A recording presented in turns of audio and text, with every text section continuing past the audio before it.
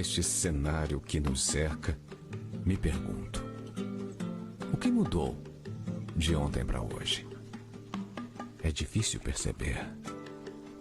Se ao caminhar no centro histórico de Cuiabá, ainda ouço, em pleno século XXI, os gritos, os açoites das vozes do silêncio ancestral que estão por todo lugar.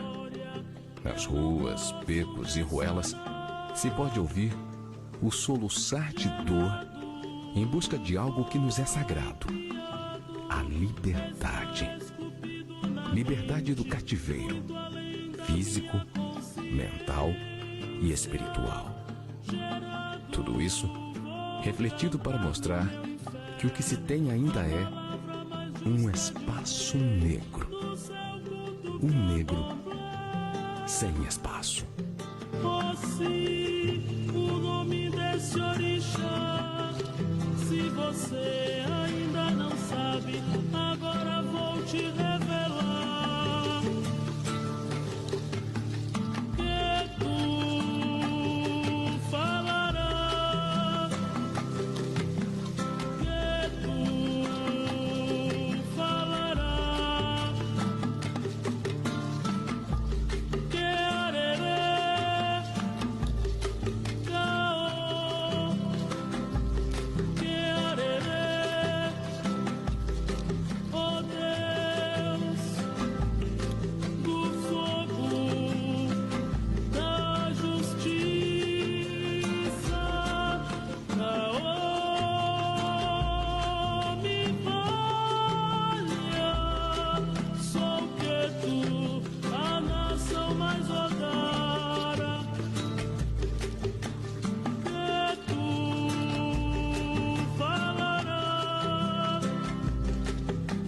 que tu falarás, que tu falarás, que arerê, caô, que arerê, ó Deus do fogo, da justiça, caô, me valha, sou que tu, a nação mais odara, que tu falarás.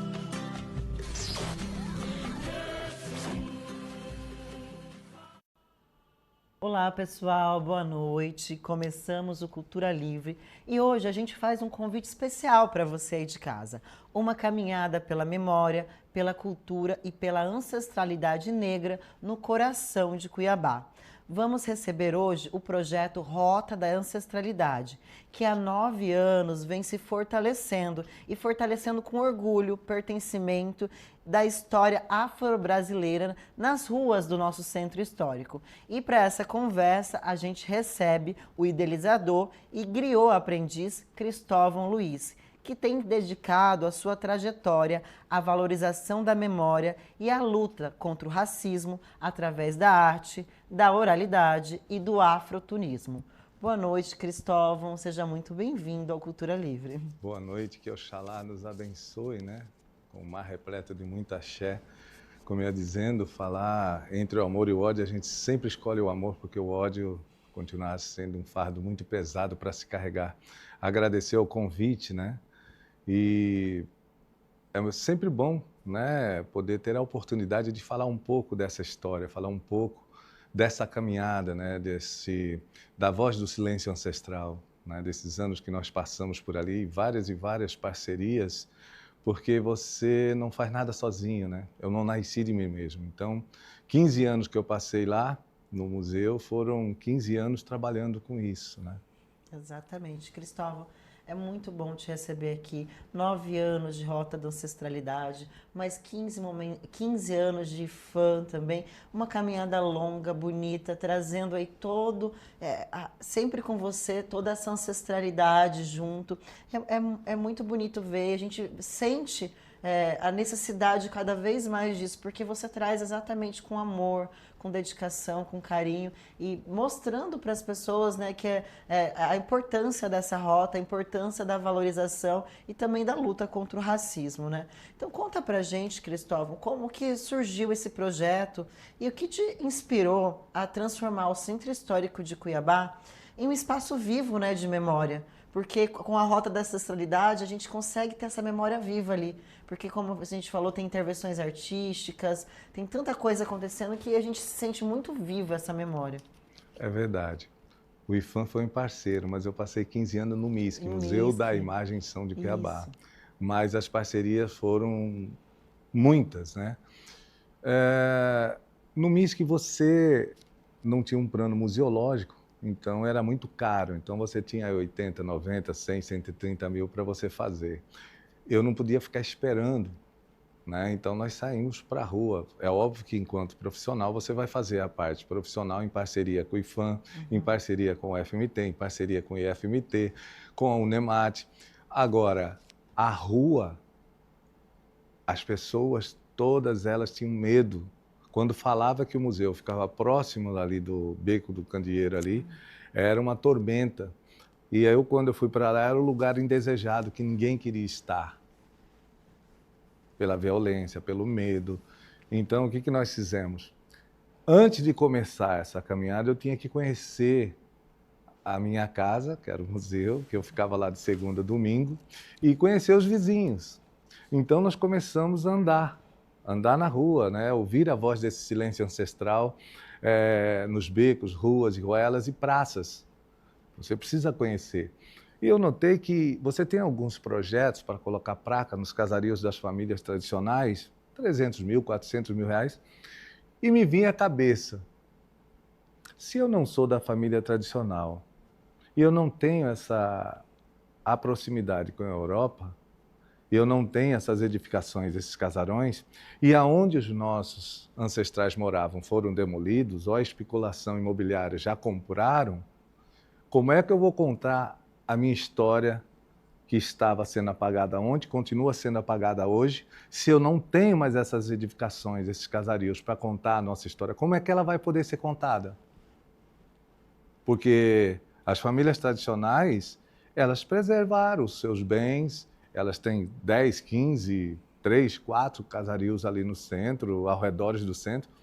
Mas e como é que eu vou contar a história de influência dos povos de influência africana e dos povos originários, indígenas, se boa parte dessa história foi apagada ontem e continua sendo apagada hoje, se eu não sou pesquisador, historiador, e se não for na universidade, eu sou turista, estou passando no centro, como é que eu vou conhecer essa história?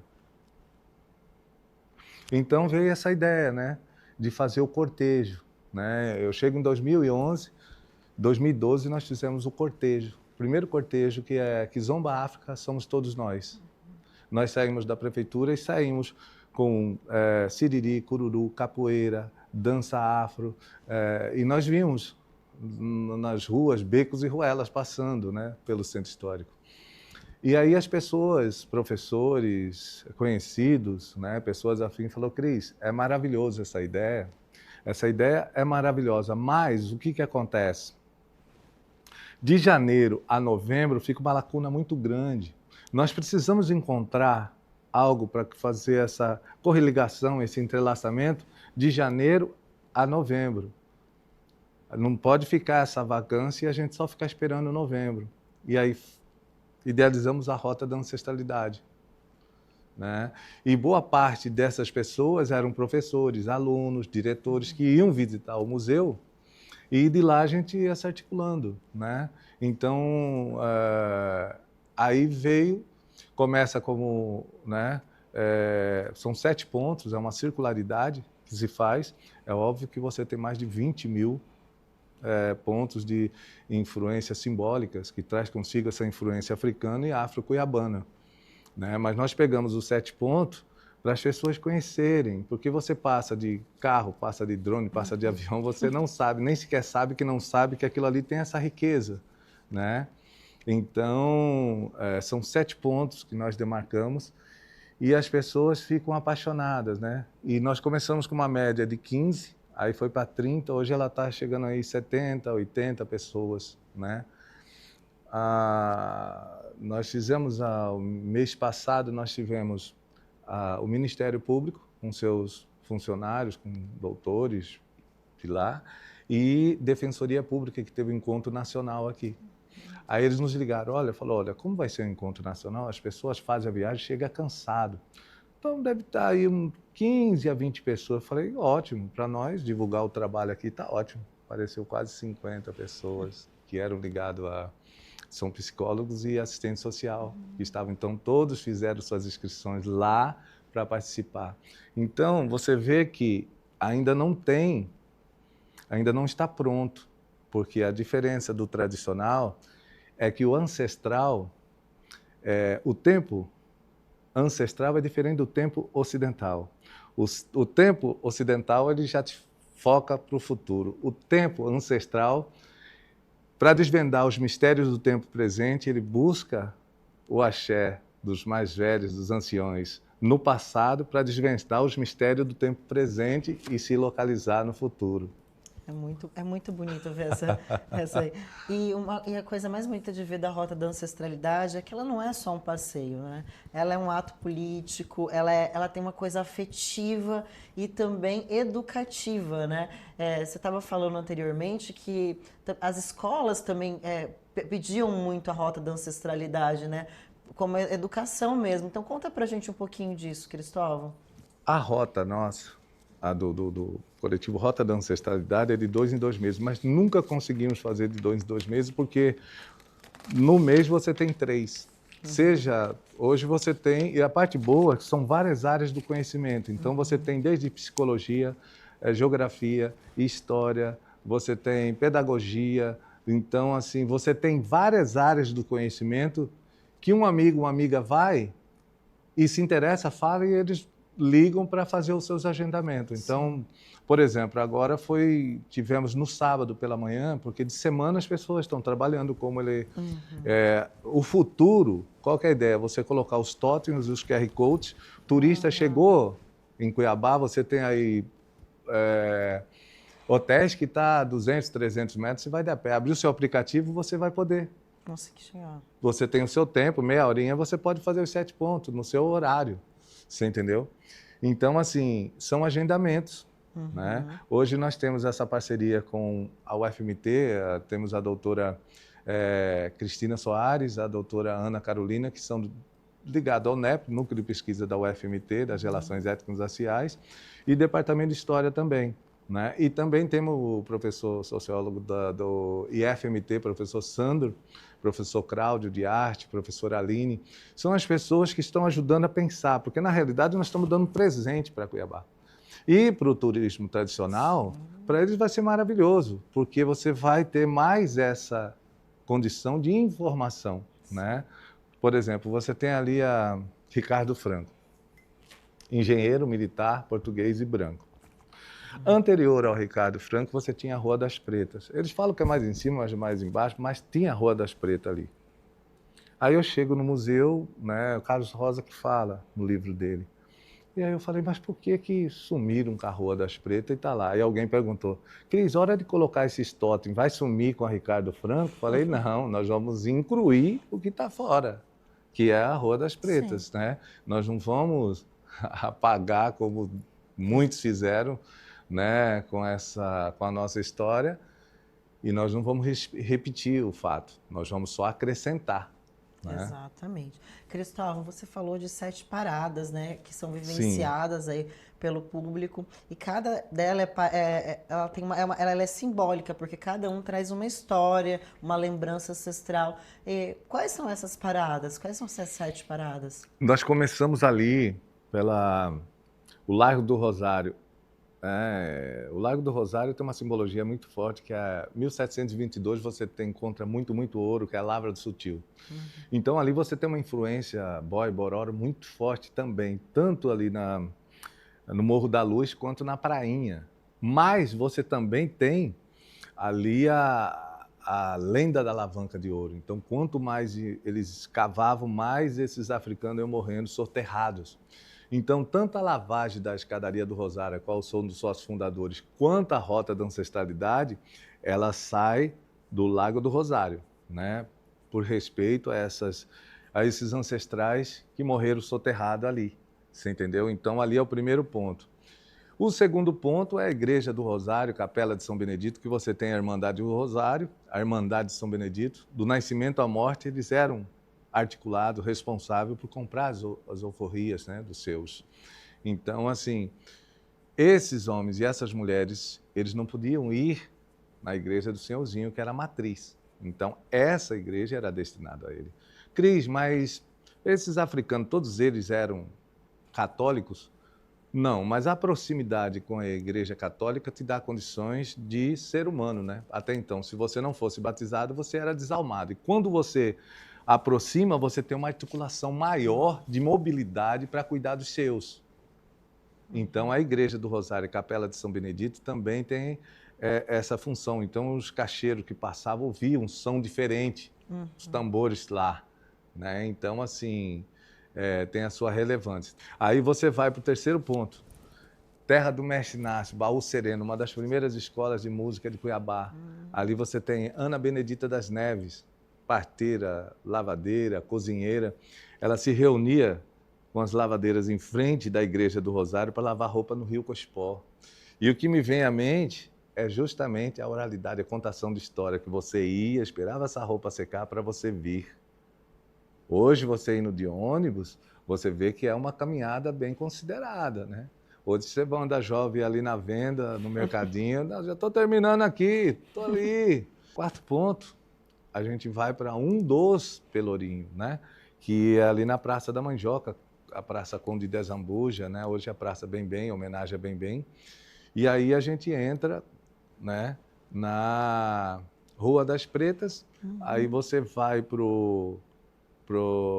a Praça da Chacina, né, Praça do Beco, do Candeeiro, e aí o MISC forma esses 7 pontos de circularidade, né? Então, esses são os pontos que a gente tem. Muito bom. E a gente tem visto que cada vez mais a população e também os artistas têm se inspirado na Rota da Ancestralidade. O cinema, inclusive, ganhou uma premiação, né? Que é Caminho Ancestral. O Uri, né? O Uri, que é um estudante de comunicação e ele já foi contemplado, né? Sim. Fora daqui, em São Paulo também, com esse documentário. Que é o Caminho Ancestral. E a gente tem aí um trechinho e a gente quer passar para vocês aí de casa conhecer um pouquinho desse trabalho, entender também um pouquinho da rota. Sim. Sabe aquele sentimento de deslocamento no mundo? Vira e mexe e ele se faz presente comigo. Muitas vezes me sinto perdida dentro de mim, sem saber para onde ir ou sem saber para onde vou chegar.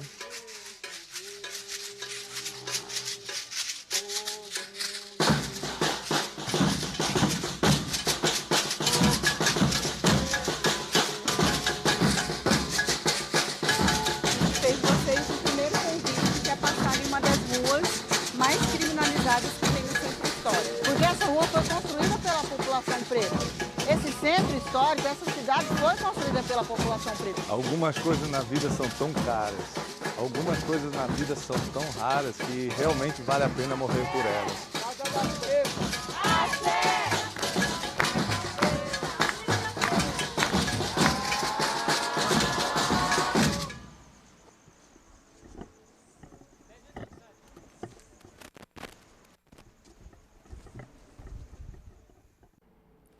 Caminho Ancestral, um pouquinho aí da Rota da Ancestralidade. E conta pra gente, Cristóvão, quem está assistindo e teve interesse em participar da Rota, onde ele consegue acompanhar a programação da Rota da Ancestralidade? Pelo Instagram, Rota da Ancestralidade Cuiabá, eles vão poder acompanhar, né? Cristóvão, a gente viu que dentro da rota tem muita música, tem instrumentos, tem performance. Então, como que você enxerga a força da oralidade, da música, com os instrumentos, como educação no combate ao racismo? Até pouco tempo atrás, você tinha uma rejeição, né, pela academia no que diz respeito à oralidade, né? Então, em África, Bambara antigo Mali, em Bambara, você tinha os domas, os somas e os daniqueba, fazedores de conhecimento, músicos, poetas, artistas e contadores de histórias.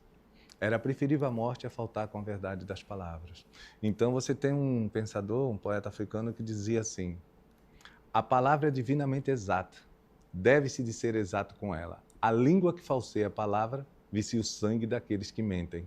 Isso é o griot, né? Então, quando um griot chegava, determinadas comunidades africanas, tudo parava.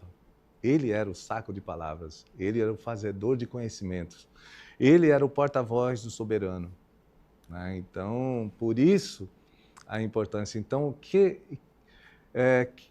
qual o instrumento que acompanhava o griot, o contador de história? Era a cora, a harpa africana. Como nós não temos a cora conosco, mas aqui você já tem alguns músicos que têm, a gente usa os birimbais para substituir. Como nós não temos o baobá, nós usamos aquela figueira como simbologia que foi queimada, né? Mas que está ali, a gente fecha os olhos e pode tocar aquela força ancestral. Então, a importância é você preservar essa memória da oralidade, né? Hoje, na USP, você tem um programa, né? Griot, né? Um programa, e é muito bacana isso, né? Porque até pouco tempo você falar de oralidade, as pessoas ainda ficavam de bico. Hoje você já tem uma força dentro da área do conhecimento, dentro da área da academia, que hoje já se preserva de uma forma com mais dignidade, né? Exatamente. E a gente vê também na capoeira, né, a tradição oral, ela vem muito presente. No teatro, a gente também já tem estudado a oralidade como forma de arte também, de passagem de conhecimento, né, da tradição oral. Inclusive, veio de África isso para o teatro também. A gente pesquisa a África para entender a oralidade, Você o poder tem disso, a importância da oralidade. Você tem em outros países, é óbvio, mas a África o ancião, a anciã, porque você tem os contadores de história, homens e mulheres, né? Aqui você tem o seu Antônio Mulato. O seu Antônio Mulato era um contador de história, era um griot. Ele morreu com 113 anos de idade. Ele é o patrono da lavagem da escadaria do Rosário. Ele participou de 3. Ele vinha na cadeira de roda. Então, era um ancião que morreu com 113 anos de idade. Por mais que as pessoas tenham feito seu documentário, feito os registros, ele levou muita coisa com ele, né? Exato. Cristóvão, além da rota da ancestralidade, você tem uma trajetória marcada pela arte, pela educação e pela memória. Lá no MISC, por mais de uma década, né, você criou o projeto Psicanálise nas Ruas, junto com a doutora Adriana Rangel, certo? Esse projeto é da Adriana. É da Adriana? E aí nós fizemos, porque ela fazia no beco, literalmente. Ela começa com doutorado, hoje ela fez o pós-doutorado dela. E a parte bacana da Adriana é que o trabalho dela é dentro do beco, para o beco, com homens e mulheres e adolescentes em situação de rua. Então, ela não fez a pesquisa dela e vazou e nunca mais ninguém teve notícia. Por exemplo, dia 8, sábado, o pessoal vai fazer 10 anos do projeto Psicanálise na Rua, com a doutora Adriana. Então, ela fez o doutorado, o pós-doutorado e está lá. E você atuou junto com ela? Sim, porque ela fazia, por exemplo, nós fizemos um termo de cooperação técnica, área de psicologia da UFMT, com a Secretaria Municipal para desenvolver esse trabalho junto à comunidade. Quer dizer, você tem um profissional que está lá. Não é todo mundo que quer ir para o centro nervoso ali, você entendeu? Ninguém quer ir ali para o beco. Então, ela ficou ali 10 anos da vida dela, ela fez o doutorado, o pós-doutorado, e aí a gente desenvolveu esse trabalho lá nas praças, fizemos o Bendito Almoço, o São Benedito doou a cozinha, e depois ela vem para dentro do MISC.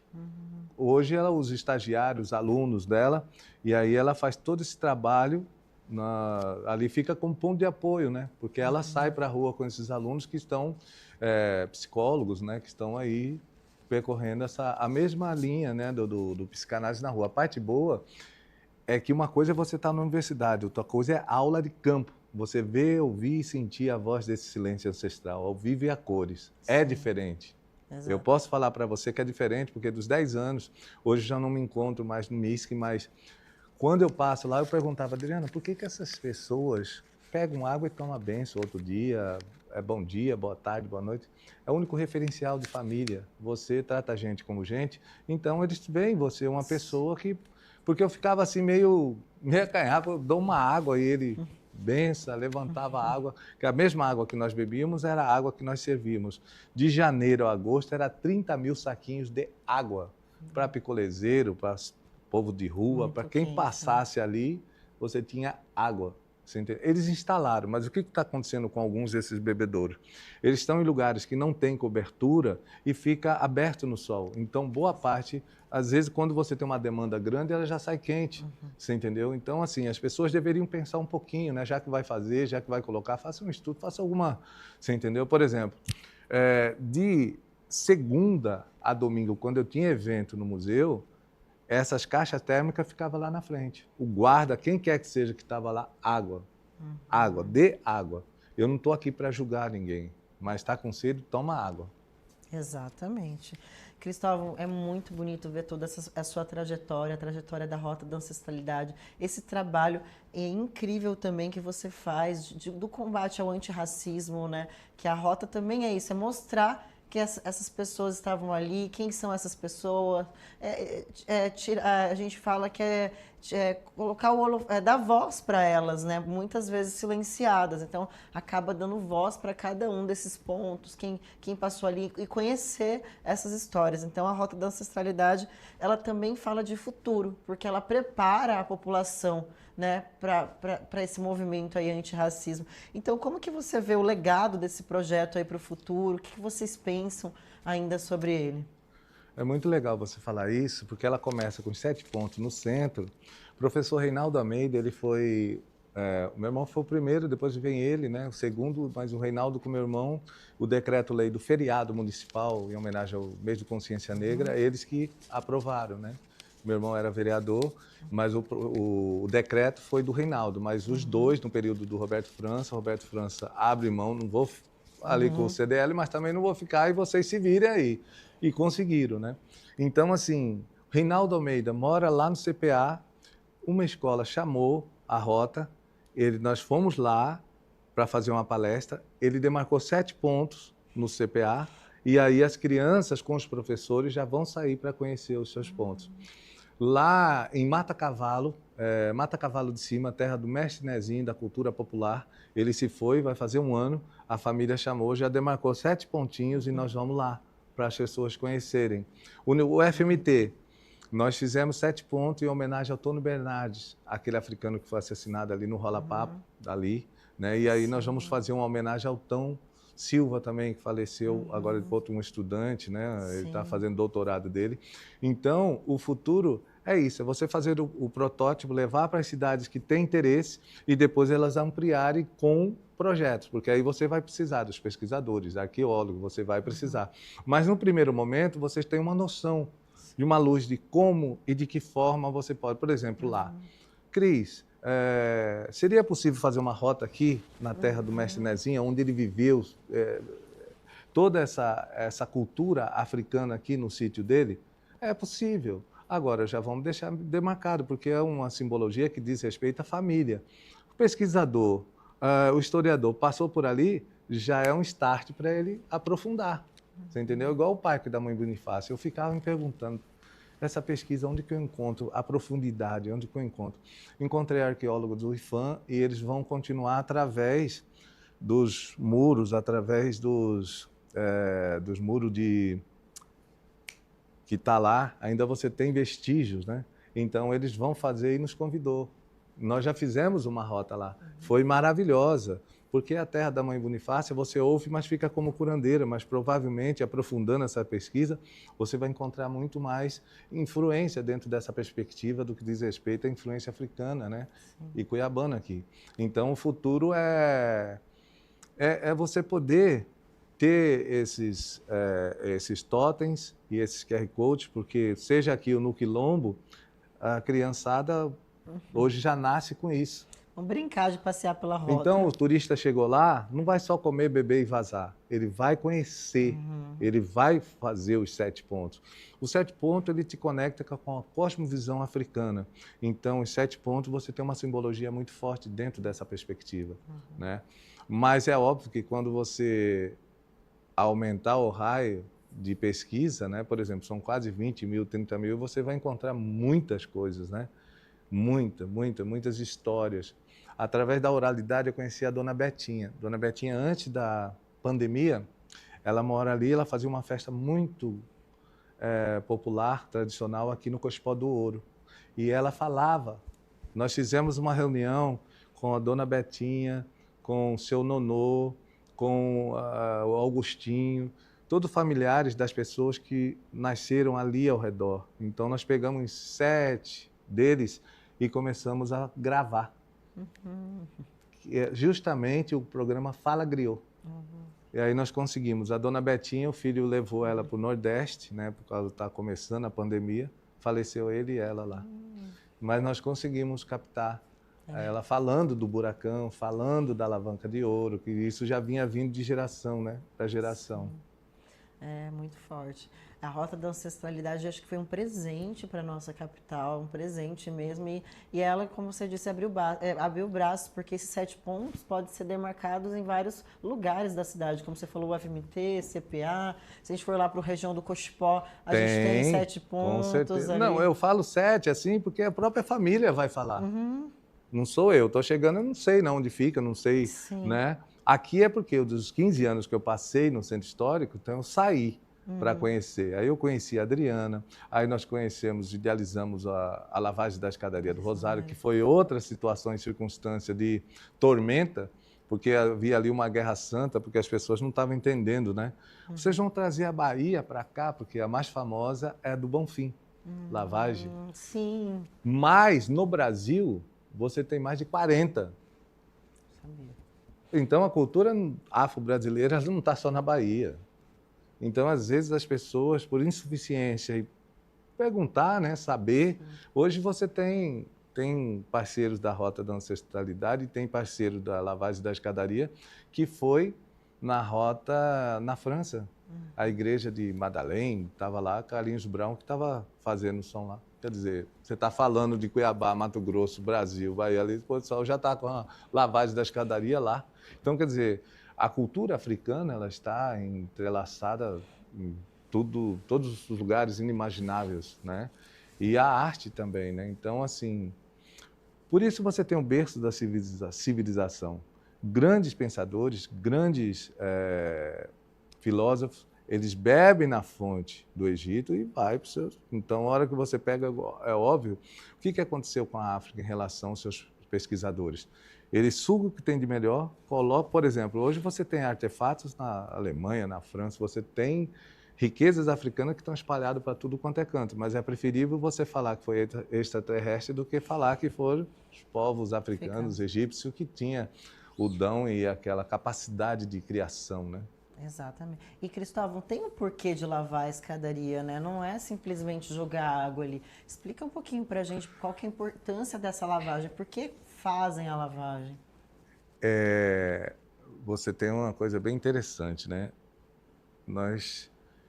Isso já acontecia muito tempo atrás, né? Então, assim, quando tinha festa, quando tinha os eventos, você pegava esses cidadãos que estavam lá, que era um momento que eles tinham, que o Senhor liberava eles, né, que estavam nos seus casarios, para lavar para a festa. Mas também era uma forma de você comunicar com os seus. Quando você ia pegar água da bica, quando você ia fazer a lavagem, quando você ia lavar aquela parte ali. Hoje as pessoas não têm essa compreensão e essa dimensão. Cristóvão, mas a igreja fica fechada quando a lavagem passa, fica lá. Gente, eu estou falando de um território, de uma espacialidade que tem influência africana. Eu estou falando de onde foi o garimpo, ali a Lavra do Sutil, onde esses africanos trabalhavam. Então, a igreja fechada, a igreja aberta, para mim, é diferente. Eu estou falando do território, onde eles trabalharam, onde eles viveram, onde eles lá estavam. Passar em frente à igreja, lavar ali, é o momento que você tem a conexão com muçulmanos, ciganos, quilombolas, povos originários, indígenas, você tem católico, espírita kardecista, candomblecista, umbandista, você tem aí o presbiteriano, anglicano, só aí já foram 10, por uma cultura de paz. Bonito, bonito de ver. E lá na frente, quando você chega, todos eles, essa representatividade, uma pomba da paz. A forma que você faz o elo de ligação com o Criador é muito particular de cada ser. Mas a cultura de paz que você traz dentro de si é o momento de você levar e firmar. Então, quer dizer, ano que vem, esse ano fez 9, ano que vem, 10 anos da lavagem da escadaria do Rosário, levando a bandeirinha da paz. Bem antes desses acontecimentos de guerra, bem antes, quer dizer, o conflito de guerra você... Mas esses mais recentes, nós já estávamos trazendo essa bandeira da paz há muito tempo. Então, a rota da ancestralidade, ela acontece nas ruas, becos e ruelas e nas praças. Ela não entra nas instituições como bandeira, né? A bandeira que tem a cultura, a bandeira do santo católico, que vai nas casas, que vai nas instituições, que entra, tem um almoço, tem um café da manhã. Não, ela passa e segue, né? Porque é a rua. Né? Então, assim, eu sempre falava para a Adriana, esse vídeo ele foi inspirado nessa situação do domingo. Quando chegava no domingo, você não tinha água, você não tinha alimento para os moradores em situação de rua. Quando tinha evento no MISC, então, você passava, ele estava dentro dos containers, que estava lixo, que estava os ratos, que estava as fezes, buscando alimento. Aí eu sempre disse a ela, né? Adriana, o que mudou de ontem para hoje? Eu ainda continuo vendo os tumbeiros nesses containers. Ah lá, eles estão comendo ali, ó, envolto das fezes, envolto dos ratos, procurando comida ali. Né? Então, um espaço negro, negro sem espaço. Então, esse vídeo ele foi assim, um sentimento, né? De viver e ver, por exemplo, a segurança pública, só ela sozinha, nunca resolveu e vai resolver essa situação, só a violência pela violência. Dos 15 anos que nós vivemos lá, você tem muitos relatos, né? E você viu ali a Ilha da Banana, que ganhou força no período da Copa 2014, mas ali é o Largo do Rosário. Eles demoliram aquilo ali, eles foram para o Morro da Luz. Do Morro da Luz foi para o Beco. Do Beco eles dão uma afastadinha ali, então você tem a segurança pública. Mas ela sozinha você tem que fazer um trabalho multidisciplinar, com saúde, com a psicologia. Ajuda psicológica. A psicológica já está lá, Sim, que é a Adriana. Adriana que está lá. Eu, na minha insuficiência, que não sou da área, eu ia pegar o profissional que já está lá, e aí eu ia fazer a rede, só que eu ia fazer diferente, ia pegar um daqueles casaril, pôr essa junta multidisciplinar dentro daquele casaril, e de lá, de mês em mês, prestar conta. É um relatório do que está acontecendo. Agora, você vai em janeiro, você faz aquele estardalhaço, põe lá, aí você some, não adianta. Eu acho que tem que ser um trabalho mais... Como ela fez. Trabalho de formiguinha, né? Que ela É tem o feito. trabalho de formiguinha, mas está lá. Tá São todo 10 dia, anos, está registrada, ela tem... Se ela fechar os olhos, por exemplo, se eu fechar os olhos e você falar, eu posso palpar tanto a rota da ancestralidade que a lavagem, que é um processo da rota da ancestralidade, a lavagem da escadaria do Rosário. Então, a Adriana, ela pode fechar os olhos e palpar a sua pesquisa, mas também pode ouvir a voz do silêncio ancestral dessas pessoas, dessa comunidade que está ali. Né? Ela vive em si, ela sente isso, ela ouve isso como eu ouvi. Então, quando as pessoas tomam bênção por uma água que você doa para elas, dá ali para elas, e isso é o trabalho que está sendo reconhecido, né? Está sendo reconhecido. E eu fico assim, às vezes eu saía mais tarde, ia pegar ali, o Uber ali na esquina, ficava olhando assim, sempre passava um ou outro. Bom dia, boa noite, boa tarde.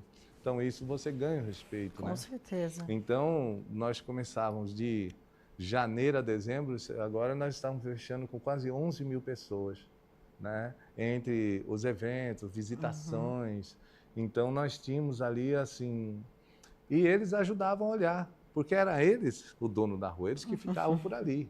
A polícia passava, não tinha condições de pôr um segurança ou uma polícia para ficar ali. Eles passavam, mas eles estavam ali. Então o respeito e o trato faz com que você tenha esse... Sim, esse diálogo, né? Esse diálogo. Não quer dizer que você esteja coitando, que você Sim. esteja, mas quer dizer que você Ali. tem a política da boa vizinhança. Exatamente. E o respeito. É preciso. Cristóvão, que trabalho incrível, lindo que você tem feito, potente, necessário. A gente está muito orgulhoso de estar aqui com você e falar um pouquinho. Já tentamos há tanto tempo, né? Que bom que esse encontro chegou. E agradecer, o programa chegou ao fim. A gente não teria que ter aí um documentário grandíssimo para falar sobre tudo isso, é muita coisa. Mas parabéns também a psicóloga, né? Adriana Rangel. Se A for Ana falar- Carolina, né? A Cristina Soares, que está lançando agora, Sim. 9 de dezembro, no foyer da UFMT, todos convidados.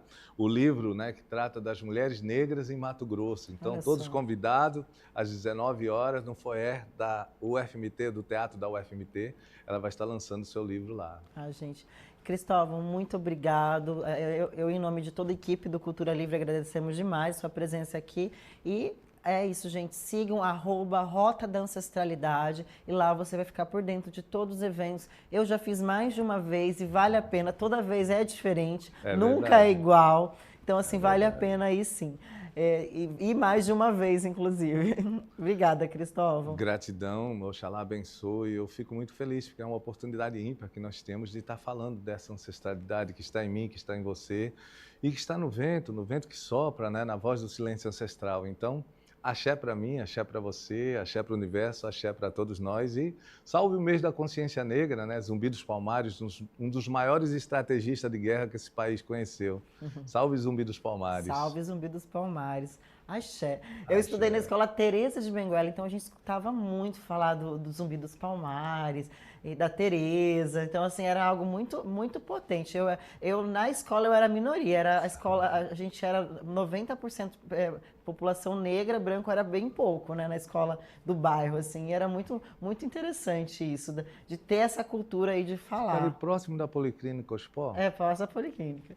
É isso, gente. Um abraço e até mais. E logo mais tem Cultura Livre. Fica com a gente e acompanhe a gente nas redes sociais e também no nosso canal de YouTube. Valeu. Axé. Axé.